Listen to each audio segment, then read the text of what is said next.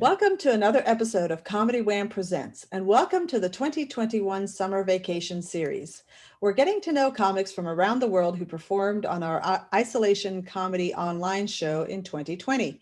I'm your host, Valerie, and sometime co-host Ms. Purrington will join us if she damn well pleases. ComedyWham.com is your place to go for features about all Austin comedy and now the world. You can keep up with us on Twitter and Instagram at Comedy Wham or on our Comedy Wham Facebook page. In addition to podcasts, Comedy Wham brings you articles, album reviews, live shows, and an events page for live shows in Austin and Houston. If you're a comic in those cities and want your show featured on the calendar, go to the events page and click Submit a Show to complete the short survey. Now let's get back to our podcast. Launched in 2016, the podcast project brings you funny people and their stories. As a fan, I like to delve into a comic's background and motivations, and we usually take a detour along the way. Consider the interview a way for you to get to know the folks that make the Austin, check that, world scene amazing. If you like this podcast, please rate and review us. Today, we are traveling overseas to Oxfordshire, England. I stumbled into our guest booking him for our 2020 Isolation Comedy show, and like a trooper, he woke up at 2 a.m. his time to do our show, and he was so good and so charming that we asked him back a few times. He owns 2 bars called the ATIC, which hosts music and comedy shows. Although I guess probably in England it's 2 pubs. And he recently wrapped up hosting his online show, a collaboration with another bar, the Comedy Crate. He is the host of Shooting the Breeze podcast, and he's been described as an engaging observational comedian with a hint of aggravation and sarcasm. He's one of our favorite comics from our 2020 Isolation Comedy online show. And now Comedy Wham presents our guest, Ryan Mould. Hello. Hello, lovely to be here, Valerie. Oh, I just love that accent so much. I feel like you've just sold like some insurance or something with that, all that, all the stuff at the start. Well, if you ever need somebody to do a little voiceover introduction of you with your credits, let me know. I'm happy to do that. Yeah, I mean, I didn't even know you were going to introduce it. And I was like, are you sure that's me? That was great. You're my PR. Yeah, it's always cute how people react to me, like having found these various credits and rattling it off. They're like, oh my God, I did all those things. Yeah. Well, we don't really have that in England. Like when people get introduced to the stage, we don't have the credits really. Like we don't announce them as you guys do, like as seen on we put it on posters and stuff, but yeah, like introducing them on stage, you don't really hear that. Yeah, no, and it's funny you mentioned that because I've got a live show that I produce, and I will usually write down a few credits because I have a guest host that introduces each comic, and I'll have found these credits for these people, and when the host reads them off, the comic is usually like, just say my name, just yeah exactly that. If I like. You're putting too much pressure on me. Yeah, exactly. That's exactly the point they're like. They're like, if you say this, then I'm, people are going to expect a lot higher. And it's like, well, I booked you because I expect higher. Yeah, that's it. For this show. So. Yeah. Well, yeah, it's lovely to be here anyway. And I didn't have to get up silly o'clock. So that's always yeah. Oh, you're such a sweetheart for having done that. That was weird. Like only in these conditions can things get weirder, like waking up at 2, sort of having a coffee, do the Zoom show, then go back to bed. I didn't have to travel, so that's good, but still it's just odd, isn't it? I did a Zoom gig a couple of months ago, and there was a guy in the Zoom audience, as you would expect. He was like cooking, and he was like, I cooked a chicken Kiev and ate his chicken Kiev, like only on a Zoom gig can this happen, like someone in the audience eating dinner. Yeah. Oh my gosh. And eating it. Yeah. Dinner and a show all at once. Yeah, that's it. But yeah, they weren't that bad. I think a lot of comics didn't like the Zoom gigs, but I found them quite useful. And it's a bit of a creative outlet. And the shows that you guys did, obviously you can hear feedback as well from the audience as well, which is obviously perfect. Some shows you don't hear that, like the Instagram live and things like that. You just get like a load of emojis and thumbs up and stuff like that, and it's like, oh, well, it's just a long monologue and you're not really getting anything out of it. Yeah, and I know that the comics that were on the shows with you, they really liked your material. It's like, you know, it's relatively quick stuff and observational, and, you know, speaking for myself, just hearing comedy with that British accent just makes it that much better. Okay, well, that's good to know. Yeah, and because we don't know better, we don't know if you're bringing your A material to us, or if you're just, I know in one case you said, I'm trying some new things out, and you know, we don't care. We just, you know, we want to hear something from a different voice than what we're used to. So it was really cool that I'm not quite sure how we ended up connecting. I want to say it was through that lockdown comedy guide, which was an amazing resource for people doing online shows. This sweet angel of a person collecting all of the online shows across the world. Yeah. And well, it was nice to have social media being used properly. Like, that's a perfect example of it being used properly, rather than death threats and trolling and stuff like that. Right? So it's perfect. Like, yeah, absolutely what we needed. Yeah, to actually connect people was an amazing that's right. thing. That's right. Yeah.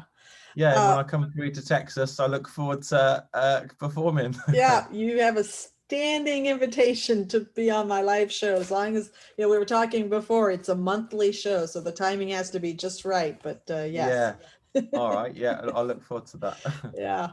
So Ryan, despite our early banter here, I do have an official icebreaker question to open this up, if you are ready. Yeah, go for it. One word to describe your past. Oh, flipping heck, I didn't realize this was counseling, Valerie. One word to describe my past.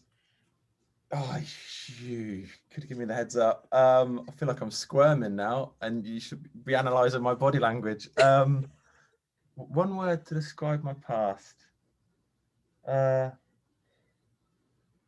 Okay, eventful. How about that? Okay, we'll take it. I think on the spot, that's a good one. Yeah. It's funny how some people squirm like you do, and others are just like, whatever word pops in is the one that they go with. But when we finish this, I'm going to message you and say, don't use that word, use this word. And I'll have to voice note it across, and you'll have to do some pretty snazzy editing. No. No, let's go for eventful. I mean, it makes some sort of relevance in my head anyway. Yeah. It's well, you're a comic, you own bars, and you're in Oxfordshire, which okay, I admit I had to do my research, and I had to go look where on the map relative to London it is, because that is the only thing that I generally know. But I will tell you, I have been to Oxford. I've been to London as well, but I actually took a trip to Oxford specifically to see Radiohead perform at the big music festival that's there. Because I'm a huge Radiohead fan, and I had traveled with my ex-husband. We traveled everywhere to go see Radiohead. And we thought, oh, wouldn't it be cool to see them, you know, headline at basically their hometown festival? And it was a lovely experience. And, you know, just right. Have you ever heard of a band called The Foals before? Foals? Mm-mm. They're an Oxford band, and they're pretty global now. So okay, it might be worth checking those guys out. Quite indie sort of. Acoustic-y. It's pretty fun. Okay. But yeah, was the gig memorable? The Radiohead one, I bet that was Absolutely. Yeah. I mean, down to the food stands, because, you know, here you go to a festival and the food stands are just, you know, it's hot dogs and funnel cakes and nothing terribly memorable, but, you know, what's a funnel cake? I mean, you guys that are listening know exactly what that is, but I haven't a clue what you mean. Like, I know funnel and I know cake, but I can't. So I was actually born in Belgium, and do you know the doughy, the fried dough balls? Croustillant is what. I mean, yes, but they're fried, right? They're little balls, and you put the powdered sugar on it and you eat it out of a cone. Well, a funnel cake is basically they've taken that batter and they put it in a funnel and they drop it into the fried oil, so that it essentially is like this round cake thing, made of the strips of dough. Right. They call that a funnel cake. All right, and that's like just common chat, isn't it? A funnel cake. I'll take it. Yeah, at a festival. Yeah. Oh, something I realised during lockdown actually, how dangerously easy cheesecakes are to make. I don't know if you've ever made a cheesecake before. That's so easy to make, but obviously dangerous because you just end up eating them all the time. And like, you'll make a quick cheesecake. And what I found out about festivals, because I go to quite a lot of music festivals, I quite like that. I like the vibe. But yeah, it's just so expensive, isn't it? Yeah. And for it is here anyway, and you pay through the nose for this. I don't know what it'd be, maybe $20 for a burger that's just been sitting there all day in the sun or whatever. Right. But you're happy to pay it.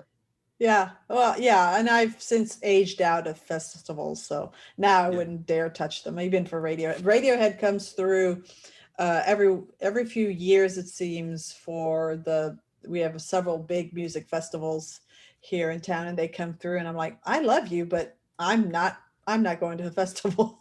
Yeah. Oh, here's a fun fact for you that you didn't dig. I don't think you found actually, and it might have been in Texas. So the bar ATIC that I run, we hold the record for the world's longest stand-up comedy show. Really? Yes. 96 hours. Whoa. How about that? Okay, that is very impressive. Yeah. I can't remember who held the record. Oh, Nashville had it before. That was it. Yeah. Wow. That's not near you, is it? No.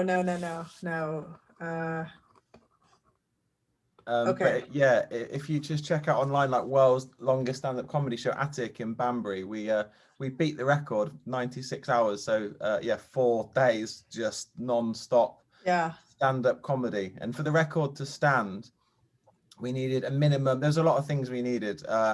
10 audience members in the audience at all times. So like during the day, that's fine, but sort of 4, 5, 6 in the morning, it was pretty tough sometimes. And the audience, like some of them were like, need to go to the toilet, but they can't leave because then we've been like 9 or 8. So you got to stay here. It was like a hostage situation. Oh my gosh.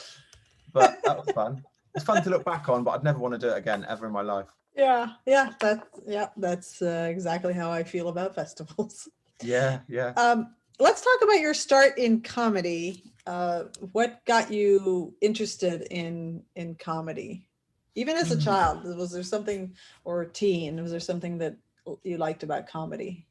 I like to make people laugh. That's something I've always liked to do. Again, this feels like a therapy session. And I've watched a lot of stuff on TV, like the panel shows which we have here, and like, this is way before Netflix specials, but like when people did hour shows on DVD and VHS and all that sort of stuff, I used to watch a lot of those. And then I was really hungover, actually. I went to see a friend of mine in Brighton, which is South England, on the Saturday night, went and got drunk. Sunday, I was still too drunk, or hungover rather, to drive. So he said, well, should we go to this comedy show in Brighton? I was like, yeah, okay, let's go for it. I've never been to it before. And I sort of got there, and you sort of go down these stairs, and you're just in this really cool like basement. There's like 200 people here. Like, what is this experience? I like this feels great, but I don't know why. And the show started. I've never heard of any of the comedians that were performing at the time, but it was like, this is brilliant. Like, this is amazing. I wanted to create this experience where I am, in like near Oxford. And like the years went past, and I never really got around to it. But I guess I started off wanting to be a promoter and have the shows for other people, and then I kind of, I don't know, drifted into, actually I think I could probably do that. I've seen enough of it, I've put on enough shows, I could probably do 5 minutes, and then it sort of blossomed from there, really. It's sort of like a dirty little secret that I kept hidden away for a long time. Like a gay person coming out for the first time, I had to sit the family down and say, I want to be a funny person. Yeah. So you started off, you wanted to be a producer. Where does the ATIC fit into this? Is this something that you've been doing for many? Hospitality has always been sort of my bread and butter, if you like. It's something I've always had, and that's what I know well. And I've been doing it and running my own places since I was like 23, so a long time now. But that was obviously more, DJs, live music, karaoke, that sort of stuff. But as I've kind of got a bit older, my heart is definitely in comedy, and we started doing shows, and then they became monthly, and now we do a few more shows. And I opened up another ATIC in Bicester, and then it's only 10% of the business, I'd say, the comedy side, but it's something that I'm really passionate about. But it's nice to have the venue to be able just to do these things if I want to, Yeah. The element of that I've wanted to ask you about is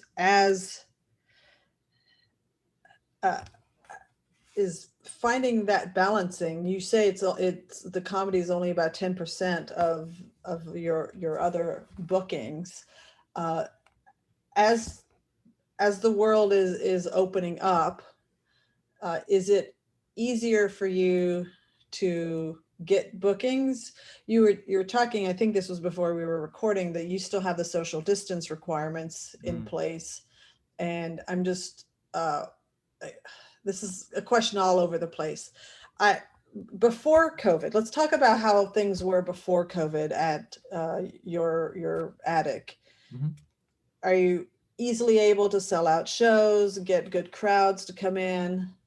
Yeah, it's not easy, I don't think. I think anyone that does comedy promoting will say it's not easy, because you have to do a lot of the legwork. I mean, I don't know what it's like where you guys are, but you need more than just a Facebook page, a cool logo created, and then invite your friends. You need to be doing the legwork, unfortunately, with the flyers, going out, posters, networking, connecting with people, giving away free tickets still. Fortunately, we get quite a lot of high profile names come by ATIC, and that the names sort of sell themselves. So I don't have to worry about those shows. But sometimes when we haven't got a name that's necessarily people have heard of, but it's still great, that's when you have to sort of be a bit more on the ground, getting people come on. It's going to be good. We've got a big database of like email addresses and text messages and stuff. So that's always good. But like 6 years on from the first gig we ever did there to now, we're still having to do a lot of legwork in terms of like sponsored ads, targeting, all that sort of stuff on social, as well as just word of mouth, trying to connect to people. And now now my question starts to formulate. Now that the world is opening up, is anything different, or are you finding it easier or harder to get people to come into your shows? Well, it's kind of half the capacity now, so it is still a bit easier, but I am worried that maybe July or August, when hopefully we can open up again, we need to keep building that momentum to fill it out again, so we're not sort of half capacity when we can have full capacity. But I think from 2020 I realized that I think there's going to be, at least for a couple of months, a bit of a hybrid version of shows where it's going to be live and also on Zoom as well. That's why at the start I was messing around with the GoPro, because we're going to use that to stream the show, and people can buy a ticket for that. I think nice. people can be, we're going to get more regular customers because they don't have to worry about babysitting, they don't have to worry about other commitments, and they can sort of log in every week and it's fine, and they pay whatever they pay, £5-6, $10, whatever it would be. So I think there's a bit of a hybrid thing we're going to experiment with over the next few months. But actually, the Zoom guys won't be able to connect. They'll just be able to watch the show and enjoy it from their house. As well as having a live audience where people that do feel comfortable coming out, because I still think there is a lot of people that are a little bit uncertain, and quite rightly so, that don't want to be sort of in an environment where there's lots of people. So I get it. And during the full shutdown, you were comfortable hopping on to do Zoom shows, and you were hosting and running your own Zoom show. As a comparison with the US, or maybe, can you share what the British vibe was, or the British feelings and sentiments were about, there's no live performance space, so let's do online. Is it, in the US, you had some people who said, absolutely not. Zoom is not for me. I'm just going to, hunker down and not do anything, or maybe they'll find other ways to be creative. And you had other people that said, sure, absolutely. I just, I want to be able to do some kind of performance. So yeah, I think some comics, their style wouldn't really work on Zoom, which I totally get, and it's not worth them doing it. I get that totally. Like, I'm quite sort of theatrical and I'm quite expressive with my hands and like to, run around and stuff. But so it isn't quite right for Zoom. But at the same time, you need to, it's going to help your comedy, because then you're just relying on your punchlines being good rather than, sort of acting out things as well.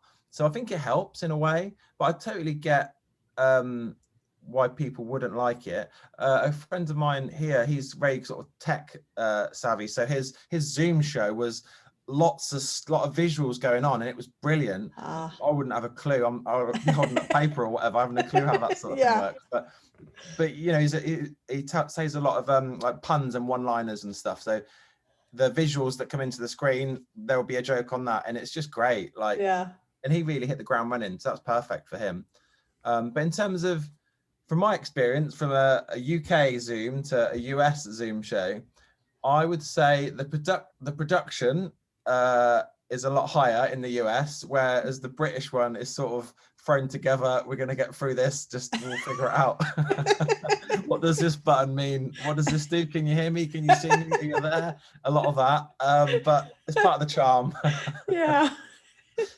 Whereas you guys, you had like an intro, a little waiting room, a countdown when you're going to go on stage and all that sort of stuff. So yeah, luxury, in fact. Well, I wish our tech genius, Richard, could sell himself to help out all those UK shows. Well, he's definitely got that nailed, hasn't he? All of the streaming and where it goes and all that sort of stuff. So credit to him for that, because that's not an easy job, doing all that sort of stuff.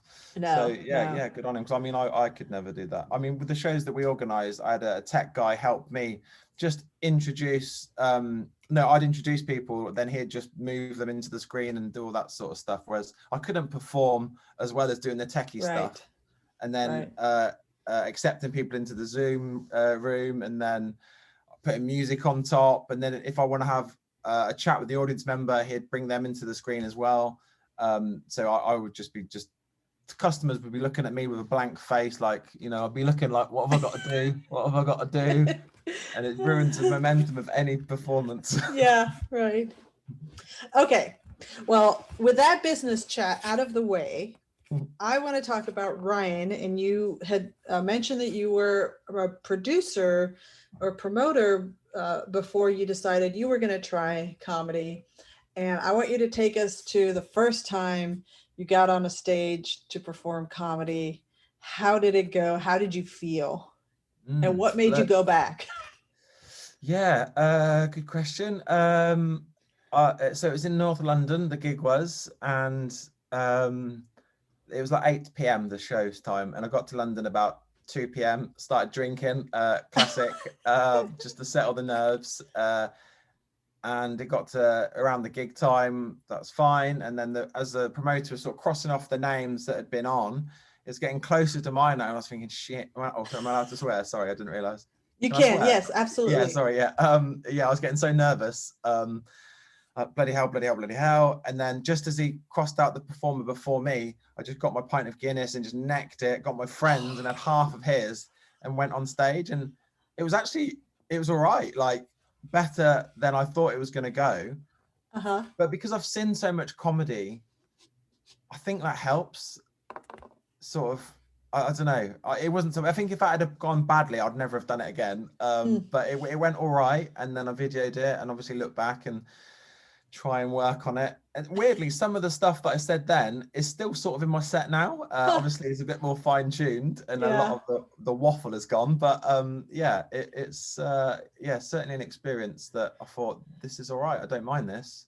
And got the bug, and just, it's weird, isn't it? Like, I wouldn't see my friends necessarily that live 2 hours away from me, unless it's planned, like it's a birthday or it's organized. But if someone, you know, calls me now and says there's some stage time 2 hours away, it's unpaid, but you know there's going to be a good audience, like fair enough, I'll be there. You know what I mean? I wouldn't go 2 hours to sort of see my friends for have a coffee or something. It's a weird hobby. Yeah, it's a weird addiction, that's for sure. That's for sure.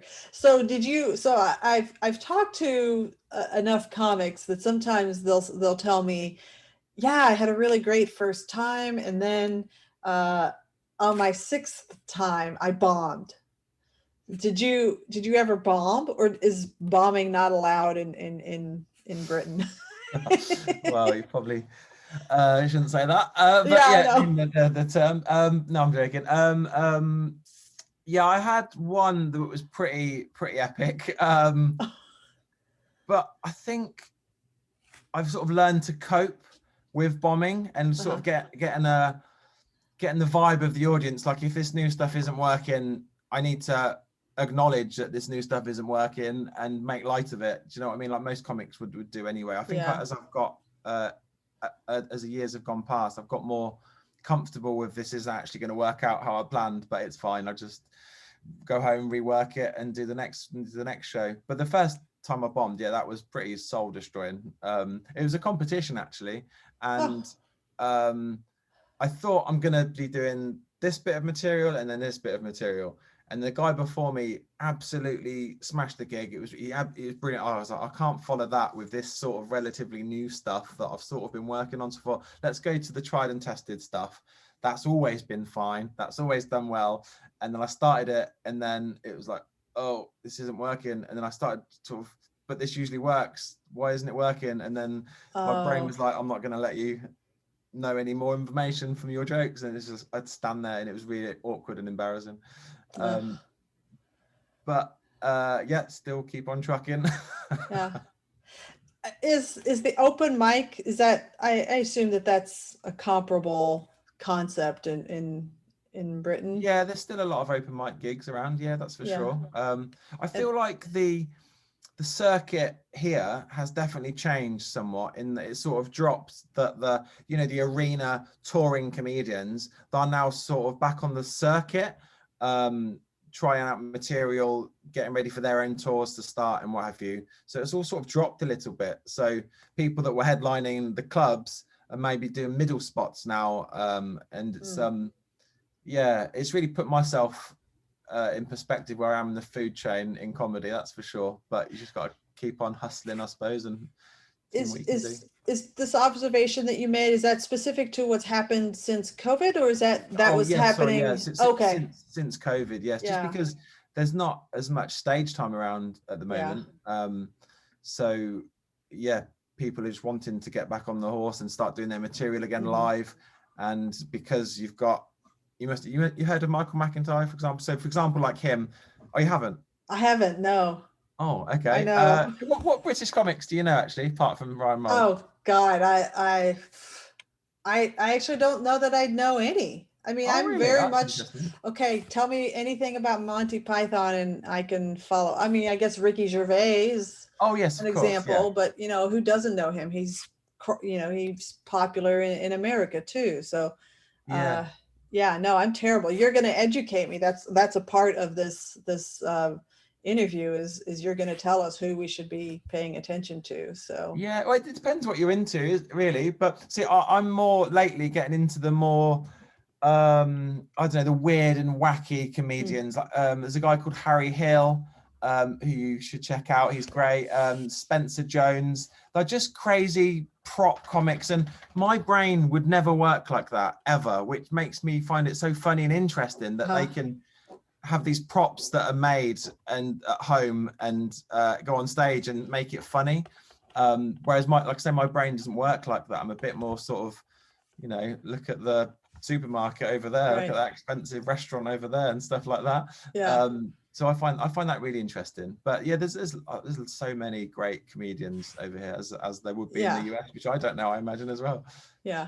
Okay, so you were telling me about Michael McIntyre because we were having an example, but not specifically him, but someone of that caliber who is, I thought, well known.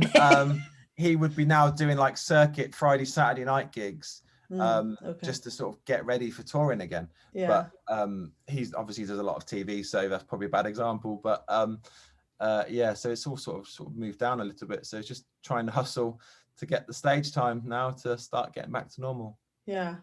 So for you, starting off, I assume with the open mics and getting comfortable with performing, then you graduate. I'm drawing the parallel to what you would do here. You graduate to doing showcases, other bar and pub shows, maybe small. Sorry, you could probably hear my dog in the background. It's just woken up. I can't. No, that's fine.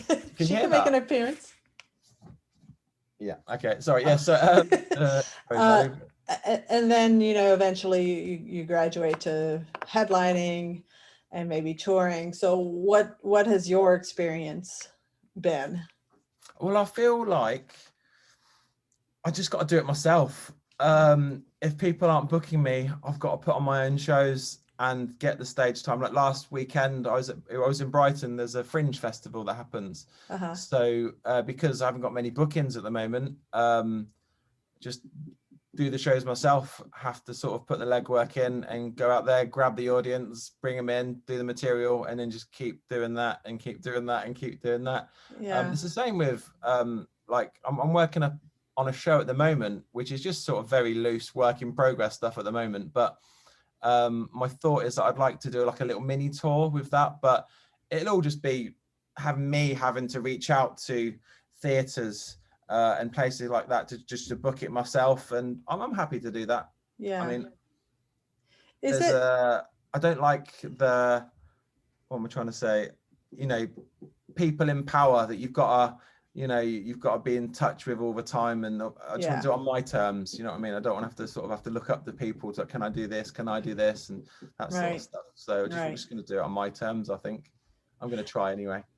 Is this an American's notion that anybody who's doing comedy anywhere near Edinburgh thinks that getting into that festival is the holy grail?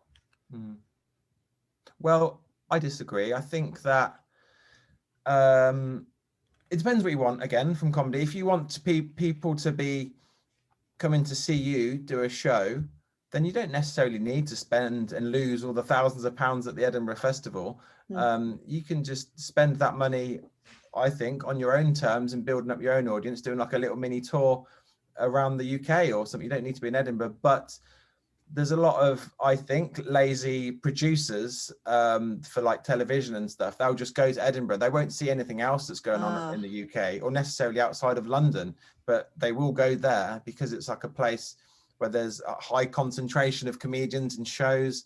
So I guess you've got to be in it to sort of be seen, I suppose, to a certain extent. Yeah.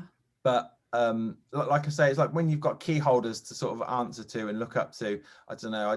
I don't like that. I mean, I'd love for them to open up some doors for me. That would be lovely. But I feel like that's so far away that anyone will be interested. I'm just gotta do my own thing for a bit. Yeah. And hopefully someone will show some interest in the future, because I've written some sitcoms and stuff like every comedian probably has. So fingers crossed, I've got that to sort of offer as well. Yeah. That's an interesting notion too, because here you have people who have to head out to LA or New York if they want to get into writing for television or for networks. I imagine for you, everything is concentrated in London. Well, and Manchester too. There's quite big areas. A comedian called Mo Gilligan, British guy. Does that name ring a bell? No. So, well, anyway, I didn't think you would know him. It's fine. But he built up a following just from YouTube, and now he's got a Netflix special. He's touring, and he didn't really have to go through the normal channels that you would expect to do your panel show and you get seen on TV and do the tour. So, I think definitely in this day and age, with the internet and now Zoom and all this sort of stuff, you can do previews, an hour preview show on Zoom. I know a lot of comic friends of mine have done that. Yeah. And you don't have to be traveling 2 hours to wherever to do a show. You can just do it from your home, your living room. So I think in this day and age, we're okay. We don't need to necessarily look up to these gatekeepers for things. Yeah. You mentioned that you just been down to Brighton to do it's Fringe Festival is Yeah, that's right? it. I did a show Thursday, Friday, Saturday. Yeah.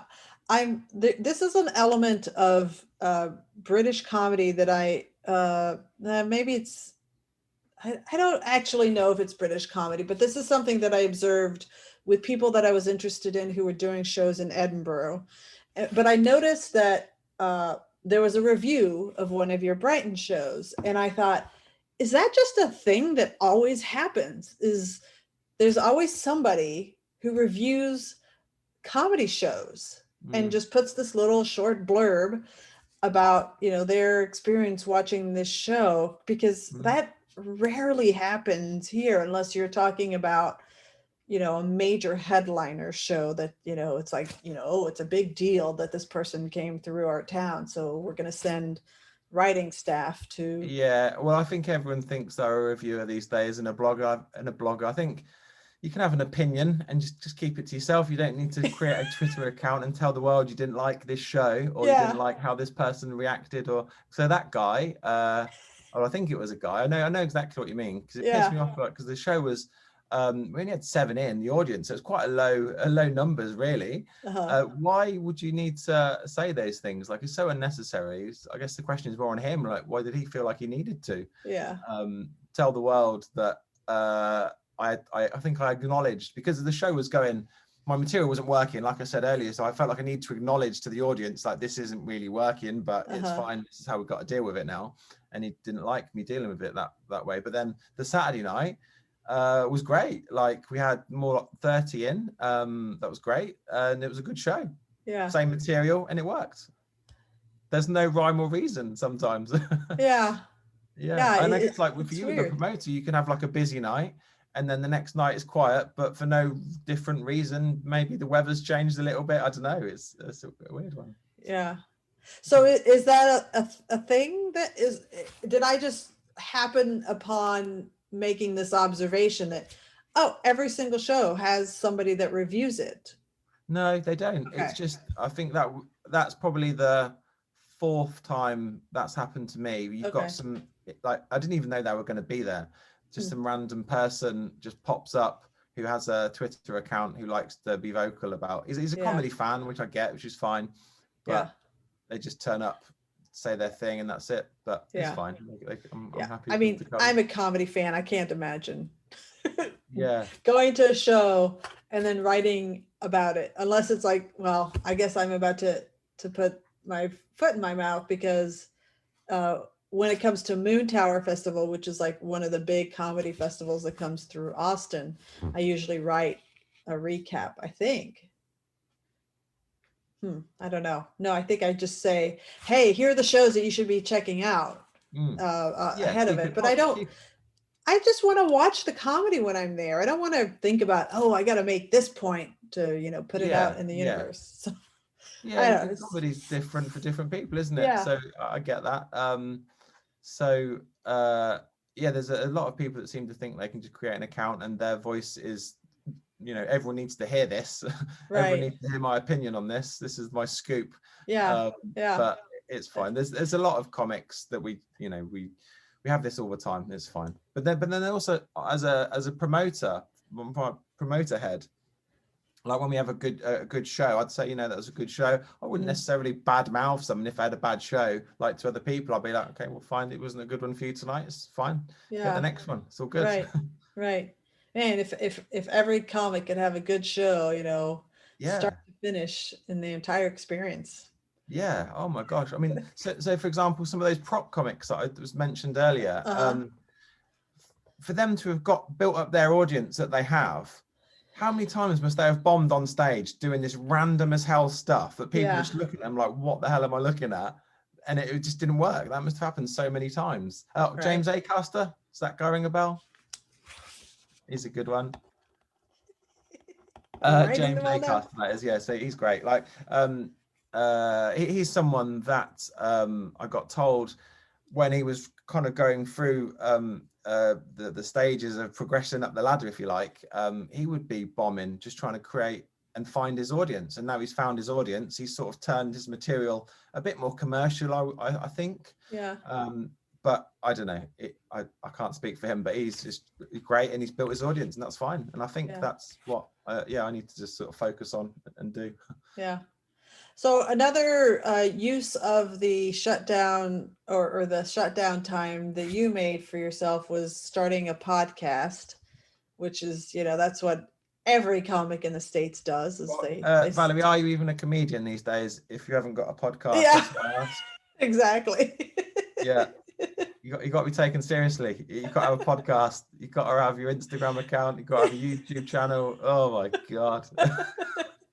Oh yeah. I talked to somebody the other day, and not only do they have all of those, but they've got the Twitch channel. They've got a Discord. I don't know if Discord is big in the UK at all, but I've heard of it. It's kind of getting big. My son, he does a lot of stuff on Discord. So it takes me ages to jump onto things like that. I think, well, like TikTok, like, I'm too old for this. I can't be bothered. And then, 6 months later, people have built up an audience. And I'm like, okay, well, I'll think about this. Let's give it some time. And then the moment's gone. Right. So I don't know. I'll be on MySpace soon.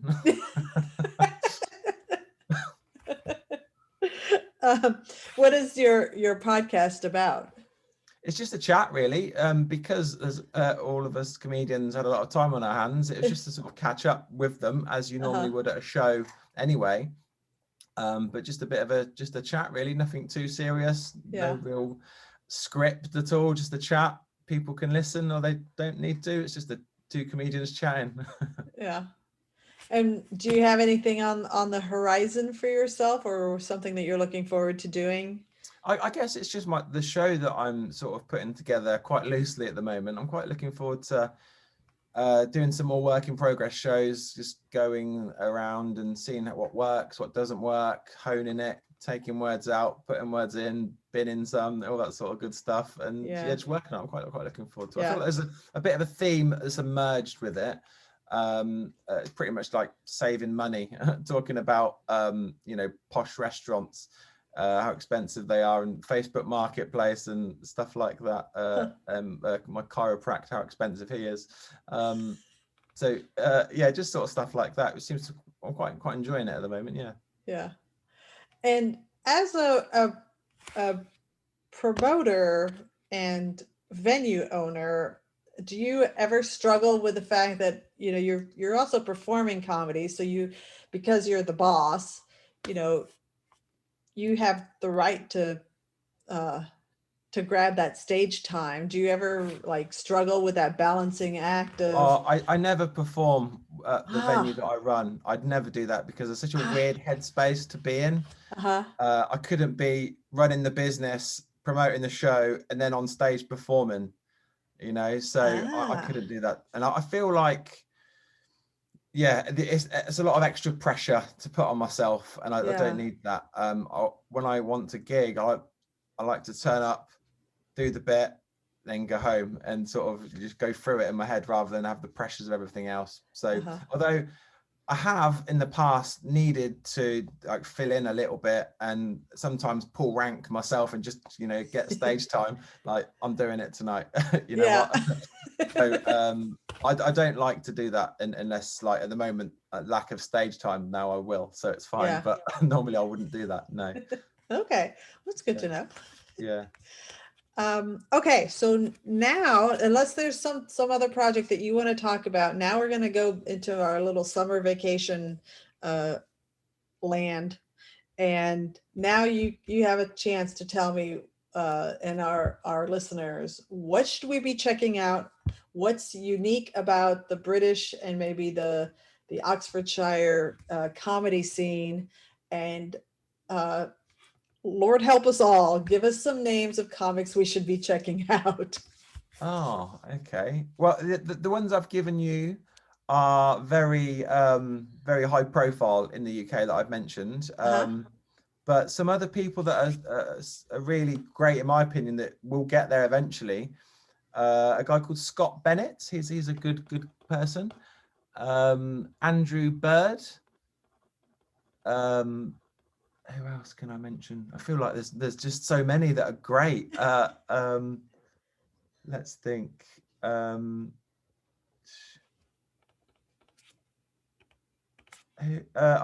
Norris, he's good. Oh, there's just, honestly, I've just got so many in my head that I just can't. I know. There's loads. Honestly, there's so many. Jeff Innocent, Mike Gunn. These are all just like great comedy headliners in the UK that are just gonna go to any room and they're just gonna smash it, and it's gonna be brilliant, you know. So yeah, checks out those guys. I'm sure they've got a lot of stuff online, so it's definitely in there, probably touring, probably not anywhere near you guys in Texas, but certainly around the UK, that's for sure. And what do we need to know about the British comedy scene that we might Russell Hicks. Oh no, he's San Diego. Sorry, carry on. Oh. No, I thought he was in Texas, but no, he's San Diego. Russell Hicks. He's like a improv sort of compere who's just brilliant. Like no show of his is the same. What is a compere? I saw that reference to you. I don't know that term. Oh, MC, host, I suppose. Ah, okay. Yeah, so the compere would come on, introduce the acts and jump in, jump off. That's what we'd call it, compere. Okay. But then, MC, host is all the same, isn't it? Yeah. Okay. And what should we know about the British comedy scene that we might not know? Well, I think your traditional show is a lot different to ours. I mean, I could be wrong. Like we would have like a normal Saturday night show in London would be a compere who would host the show. Then he'd introduce an act doing 20 minutes. Then there'd be a break. And then there'd be a middle spot doing 20 minutes. Then there'd be a break. And then there'd be a headline spot doing 20 minutes. But I feel like that's not how you guys do it. No, it isn't. You have like more hour sort of closers. Is that how it works? Yeah. For a show that I think is comparable to that, you'd have the host, the compere, who would do their own time, maybe 15 at the top. And then there'd be a feature, and he or she or they might do 20 minutes, and then the headliner would end up doing 30 to 40 minutes. Yeah, so feature, that's a term that I don't really know what you mean. Like a feature is someone that's sort of popping in. Is that like, I don't know how that works. It's just they're warming up. They're truly warming up the crowd for the headliner. So they get a little more time. Be better than the headliner, would they? No, and because of the time difference to each person, they better not be better than the headliner, because then the headliner might get bothered that, especially if they have different styles, which sometimes you do see that, where you have a feature who has a completely different comedic style and energy than a headliner. If it's way out of whack and you can tell that the audience really loved that feature, and then you have the headliner who's got just a different energy, it's like, okay, I have to regain ground now because everybody's expecting the levels of the feature. But let's say a feature did do that 20-minute spot and absolutely smash it and they loved it. Would then they be considered for like a headline spot? Yes. Yeah. Okay, great. Yeah. Yeah, that's good. Because we have occasions where the opening act might come out and just absolutely smash it. And then you've got the middle act and the headline act to follow. So you started off the night with a really good act and it's sort of gone the other way by accident, but it doesn't always happen like that. But I suppose it comes down to booking, I suppose, at the same time. That's interesting. You have a feature. So I went to a show in San Francisco a couple of years ago, and it was a weird vibe how they set it up. I was accidentally this is before I was doing comedy actually, so this was more than a few years ago actually. And I just happened to be sitting where all the comics were sitting, and no one knew that they were going on stage or not. Some guy walked around. I don't know if this is a common thing in the US, but some guy walked around and it was up to this one person to decide who was going to be performing. Was it an open mic? Well, the guy kept banging on about the guy behind the bar kept banging on to me about how Robin Williams has performed there before and stuff. It seemed like a comedy club. Like it felt like a good environment for comedy. Because I have seen I do know that there are open mics where you put your name in a bucket, and that way you don't know for sure if you're going to get the stage time, and then you'll have your name drawn out of the bucket, and then you go do that's interesting comparing it to the UK. Like we would have people know they're performing, they'll drive to the gig and they'll perform, whether it's 5 minutes, 10 minutes, 20 minutes, whatever. But to turn up to a gig and on the off chance you might not be performing, I don't know. And like I was saying earlier about like the gatekeepers, you've got this one guy making the decisions, like you're on next, and then you're going after him. But then he wasn't sort of saying the whole lineup there and then. It was throughout the night, so people were hanging around waiting to be pointed at to go on stage. It was weird. It's such a weird dynamics there. I would never have done that. Soul destroying. But you know what? Like I could tell you in Austin, there are so many shows happening, and you have people who are comics who are trying to come up with really creative show concepts. Maybe you stumbled onto a situation where somebody was just trying to create a unique show concept where you get your name drawn out randomly. You sign up ahead, that way they know who they're working with, and then you get picked randomly, and then you got to do 5-minute set or whatever. And somebody just thought, well, let's try this concept. I guess that if that's the way it is and people do it, then that's fine. But I just think that's odd that you're just wasting people's evenings that they're going to happily come along because of the love of comedy to try and get some stage time, and they're probably going to have to keep coming, and then try and get on good terms with this guy that's making the decisions. Fuck that. It's not for me. It's not for me. I find that odd. I'd never do that. And I don't think a lot of British comics would do that. I think we'd definitely put our foot down. So do you not find that you have producers that just come up with wacky concepts? Like I'm not joking when I tell you this. There was a guy, and he's actually a great guy. He did our online show a few times, but I always thought this one show idea that he had was bonkers. He had people perform their sets while walking on a treadmill, and I just thought that is the most ridiculous idea. But once I saw his performance like on our shows, I'm like, oh yeah, that makes sense that he would have come up with like this crazy idea. I'm all for innovative stuff. I think that's fine. It's a bit odd. But just don't waste people's times, producers. If you're listening, stop wasting people's times. It's not what's the point. But I think there's a lot of wacky shows that happen, like Comedy in the Dark. Have you heard of that one? No, I've not. So it's as exactly as it sounds, basically. So a show in pitch black. Whoa. Oh, here's another guy to it. Marcel Luconte, Luconte. He's a French character act, but he's brilliant. So he did this Comedy in the Dark, but obviously you can't see anything because it's pitch black. But he was pretending he was doing a mime when he was on stage. That was brilliant. Like sort of making the noises like,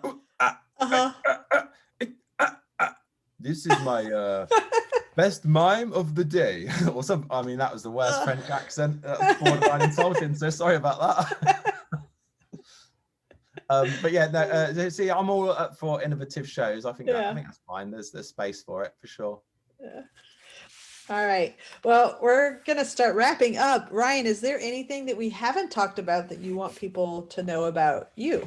I reckon you could probably follow my Instagram.